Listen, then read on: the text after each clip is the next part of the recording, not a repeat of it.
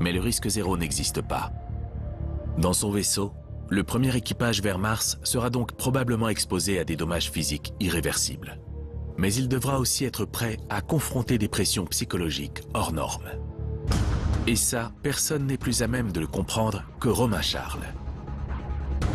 Ce Français de 33 ans a en effet passé 520 jours dans un espace confiné avec 5 autres volontaires pour participer à la plus grande expérience d'isolement jamais entreprise, la mission Mars 500.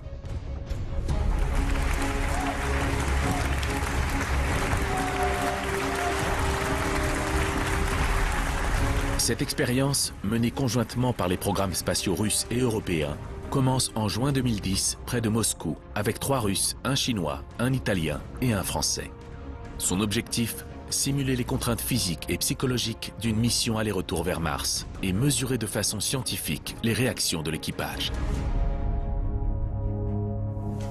Lorsque je suis rentré dans les modules, le 3 juin 2010, je me suis dit, voilà, maintenant, ces 3 modules-là, c'est ton univers. Bon, il est assez petit par rapport à ce que je connaissais avant, mais c'est comme ça.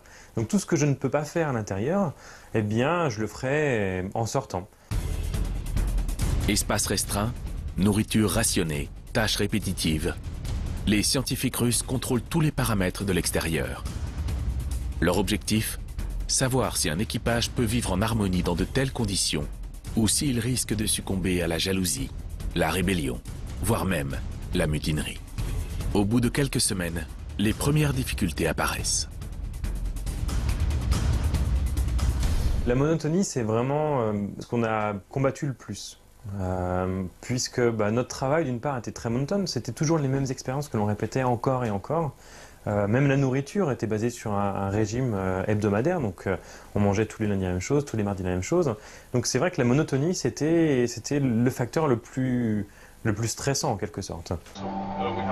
Dans ces espaces confinés où la monotonie règne, rien n'est anodin. Le moindre petit problème, la moindre tension entre les membres de l'équipage peut dégénérer rapidement.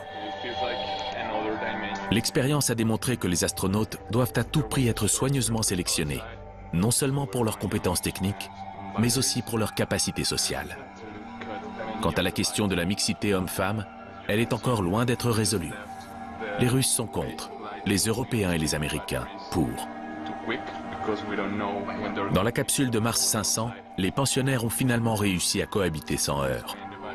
Mais un conflit est néanmoins apparu, non pas à l'intérieur du vaisseau, mais entre l'équipage et la Terre.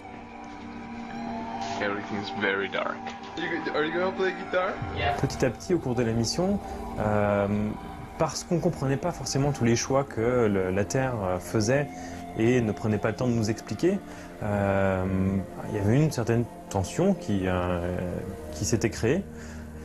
Après, je pense que d'une certaine façon, il est plus sain d'être en colère contre la Terre que d'avoir des tensions qui se créent à l'intérieur du groupe.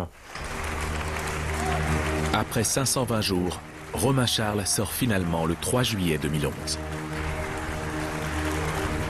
Ému et encore sous le choc, il mettra quelques mois à réaliser le facteur psychologique le plus important de tous, la promesse d'un retour.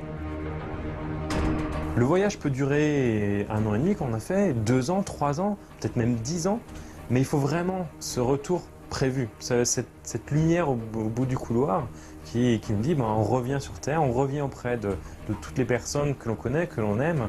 Je pense que c'est vraiment important. Mais pour pouvoir espérer rentrer, les astronautes devront d'abord survivre aux dangers qui les attendront quand ils seront en vue de la planète Mars.